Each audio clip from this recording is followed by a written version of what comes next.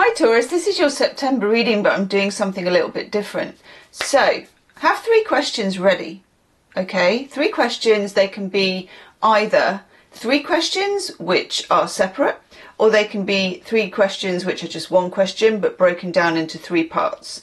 I'm going to take Major Arcana cards, love cards, angel answers cards that give you the answer, and we're going to work our way through what's going on for you in September, but also you can make it personal to yourself because you're asking your own question for the cards, and it's going to be different for each person that it comes out for.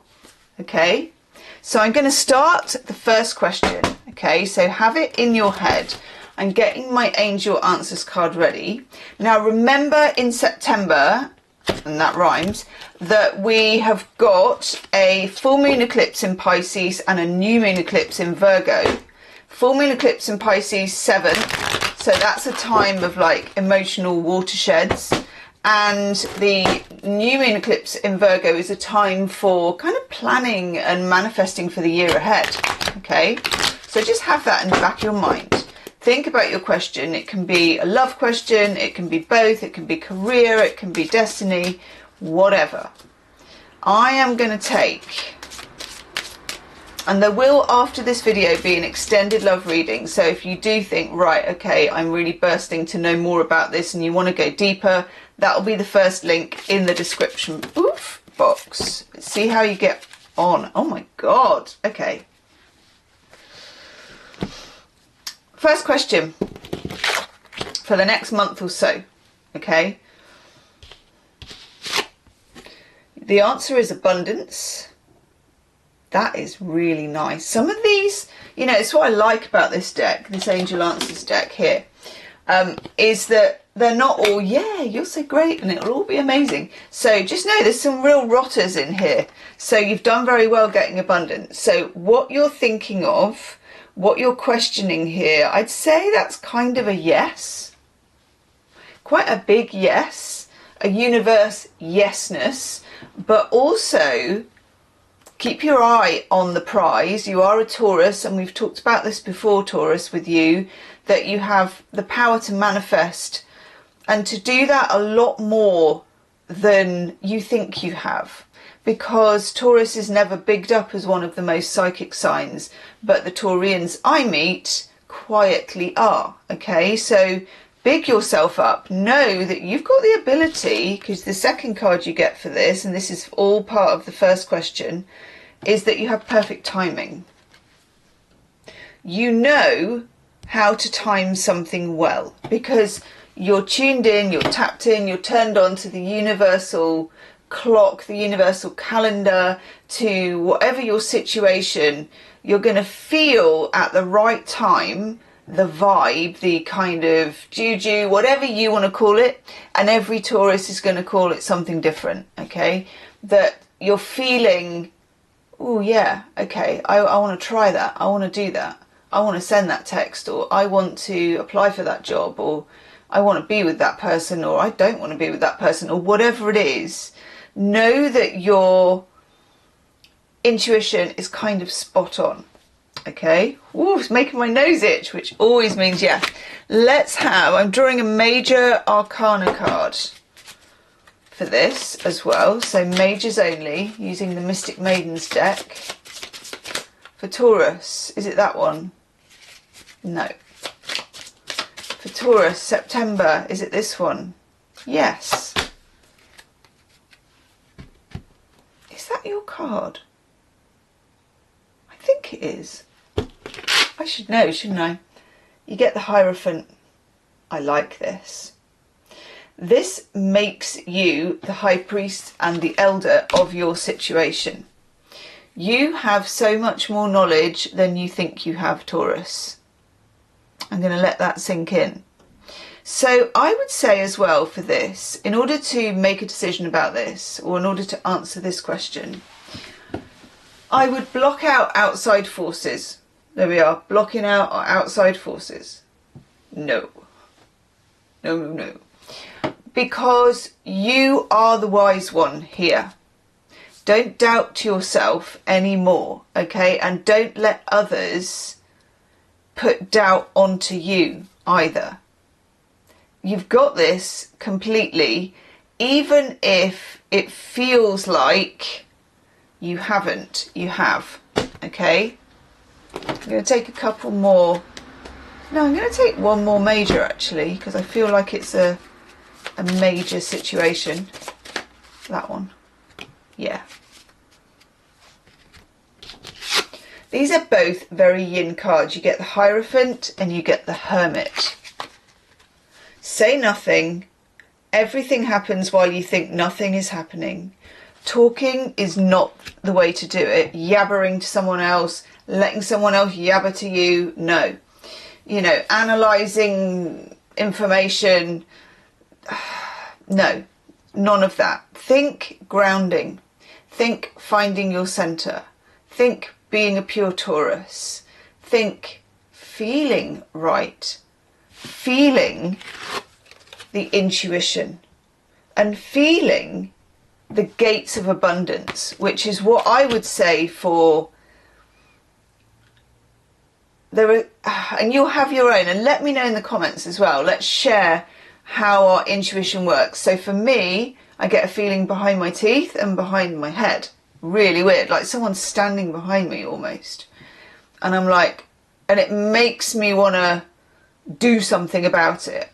So whatever your weird, feel it in your water, feel it in your bones, whatever, wherever you feel it, stay with that, okay? Not with the chatter, not with the analysis. Important. Also take your time, because both of those cards are slow. You know, if we're talking cooking, they're like a slow cooker, slow stew. Slow stew. Great results. Okay, let's take a love card. Love card for your September situation.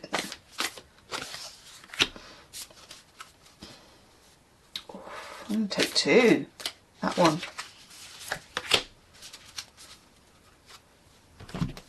That's nice. You get honesty is essential. To be a loving person, it's important to speak truthfully and in a loving manner. Taurians don't really raise their voices that much. You're quite softly voiced, if that's even a word. But at the same time, don't be afraid when the time is right to speak up about something you need to speak up about in love. Okay, because it's going to lead to abundance. And then show simple acts of kindness. Taurus does this naturally anyway. You see all these woodland creatures. You're very earthy. A simple act of kindness can energize you and bring happiness. I'm going to take a shadow card just because we need to know the other side of it. Make sure that that kindness is reciprocated in the right way for you as well. And it may mean that you need to make a few adjustments or say a few things if it isn't. Your shadow card is the King of Swords. So sometimes the King of Swords can come up if you are dealing with someone who's not very good at talking about their emotions, whether that's a boss, whether that's a love relationship. Make sure you stay... I think you've got this, because I think in the Taurus zone it's very soft and fuzzy and lovely, and I think that will encourage the other person to come out of their shell. But also don't be afraid when you're guided to speak your truth. Okay, question 2. This can be the same question like part 2, or it can be a new question. I do a lot of these question videos with Gemstars as my membership, and I like them actually. I like the pattern of them, so let me know in the comments. Okay, question 2, that one. Okay, you only get one answer for that one, that's fine. I can feel it when we need more. So are you ready with your second question? Pause the video if you're not ready. I'll just have a drink of water.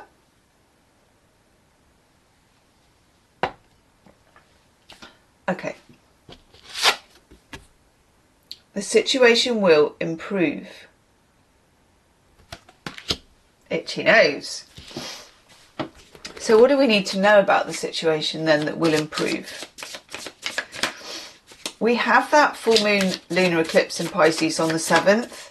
There is a chance there for emotional release for you. It could be there is an emotional watershed around that time. You either find out what you need to know, or you have like an emotional conversation, or just like a watershed, an aha moment. Yeah. Just, oh, look at the bottom. Oof, oof. That's it's a strong one. Let's show you this actually. Show you these cards. Okay.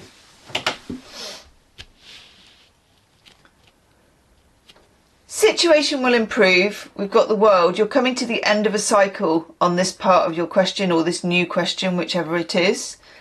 You are implementing change with this, and it may get worse before it gets better, so don't be afraid of that. You can't make the omelette without breaking the eggs, you know, it's that kind of a feeling. Then we have the moon. The moon is big, not traditionally associated with Taurus really, because obviously the earth is associated with Taurus, but nevertheless the moon is big this month for everybody. We've got that full moon release, which for you, you're going to get new information, things are going to surface. Imagine like it's kind of a bit stormy, you know, you have a storm, but when the storm has blown over and the sea has gone back out and it's become calm, everything gets left on the sand for you to see. And I'm getting this pulling back of a situation and this revelation. It's like revealing something to you. And the devil, oof, oof. Okay, I'm going to take a shadow card to go with the devil, because the devil is about attachments and it's just warning you. Oof. I can't have all of those. Got like 48 cards now for that. Hang on.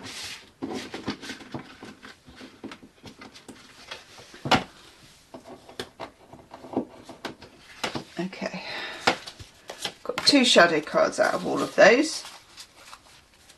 Many are called, but few are chosen, Taurus. Okay.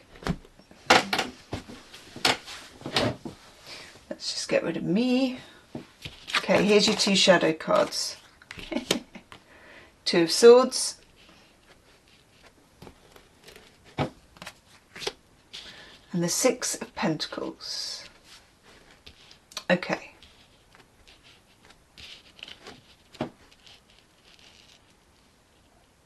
works. Yes. There will be stops and starts. We've got the 2 of Swords as the shadow card. Just when you feel things are starting to get moving, they will drop off and there will be a pause. Think of this as ebb and flow, okay? Ebb and flow. Think of it as how the tide or waves work, you know? They go back, they come forwards. That's how the energy is created, isn't it? They go back, they come forwards. And then we have the 6 of Pentacles. Generosity and what is reciprocated, what moves between 2 people.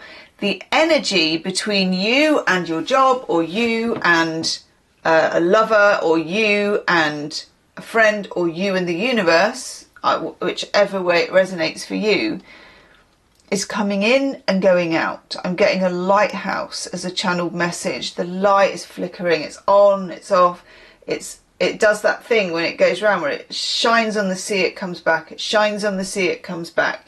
You're going to have moments of great clarity in this situation, and then you're going to have moments where it pulls back and you're going to feel confused. Your insecurities, which is the Devil card, will tell you to keep digging and to push it. Don't. Go literally with the flow, okay? Go with the flow on this one. Okay.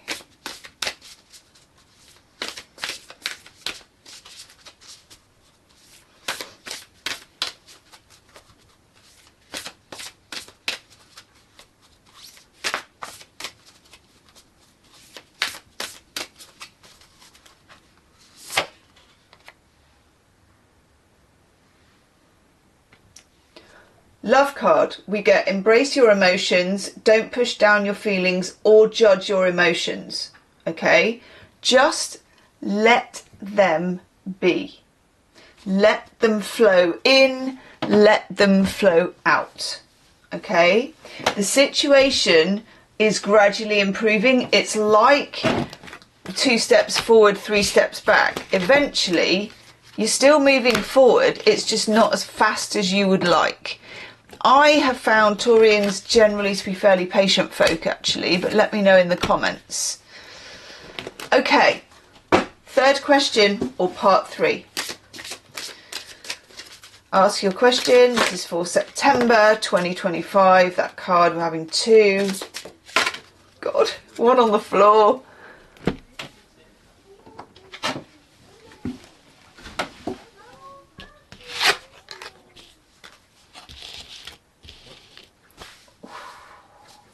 I like this different way of reading. Okay, let go.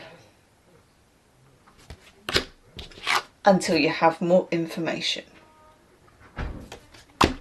Now, this is very in keeping with the 7th of September, but that information will come to you between the 7th and the 21st. It's in a sort of fellow earth sign, the new moon in Virgo on the 21st. Perfect opportunity for you to start then planning and kind of building something. First, there's something you need to let go of. And sometimes letting go, it's like let go and let God, can be the action that is the most challenging for people. It is, because we think of it in terms of, we think we should be doing something, when sometimes we should be letting it go, which is an act of just opening your hands, opening your heart and trusting in the universe. Let's get some majors going. Oof. Okay.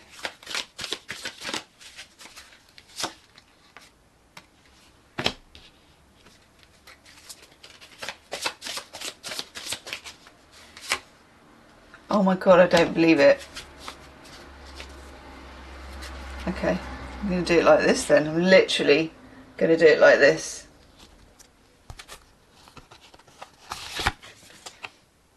Okay, God. So most of you, I think you're asking a question that was involved with the last one, because look at the cards. And I shuffled them, you saw me doing it. The moon is back, the devil is back, we're joined by the death card. Woof, it's a lot. Right, okay. The moon is a big part of letting go. What will happen with this question that you're asking? That Pisces lunar eclipse, which is a big deal for 2025, and it's a big deal for September, will force you to let go, even if you're not ready to let go. It's like when you're trying to hold on to something in the sea and the tide takes it from you, the wave. It's just like there's a wave and it's gone and that's it. So you're going to want to hold on. You're going to want to keep things the same even if they're painful. And the universe is very invested in you letting go of some part of something. And it will be the part that you feel the most comfortable with, but secretly the most uncomfortable at the same time.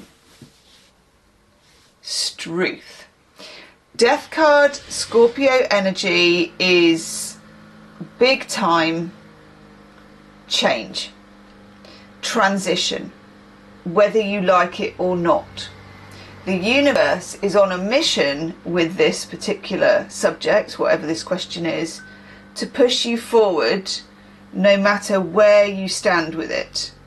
Okay, no matter where you are. It wants progression and it will force it if necessary. Okay, so I would say better to jump than to be pushed with this. Let go of something that is too painful to stay the same.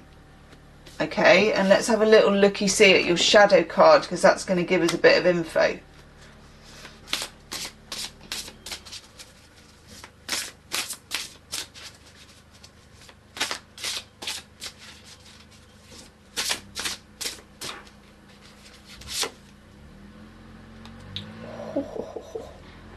The Knight of Cups as a shadow card. Crumbs, Struth and Strife. Right, let's put you down there, baby. No one puts baby in the corner, but we do. Okay, I'm going to take another shadow card. Yeah, I'm not surprised to see that one. I'm going to put that at the top. Look, the Ten of Wands. The Ten of Wands is the ultimate in got to drop that burden before it really screws you up, you know. It's the ultimate card for that. There's something here about the way you think something should look. Let go of that, okay? Let go of the idea of how it should be, and let go of the picture of it that you have. You don't have all the information yet, okay? In terms of love, let's have a look at what love cards you get for this. If this is a love relationship, there's a discomfort and there's a comfort in the discomfort. And there is a desire to almost keep something, it's better the devil you know, okay? And the universe is saying, no, it's not. Let go. Let more information flood in. And also with the Knight of Cups as a shadow card in love, it kind of tells me that it's a bit like negotiating for a car. Your first price, or the first price they offer you, is not their best price. In other words, somebody needs to elevate their offer.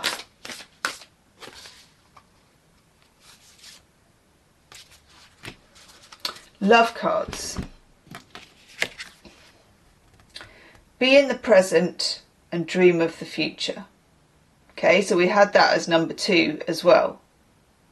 Your manifestation skills are always going to be a big part of getting what you want and getting to where you need to be.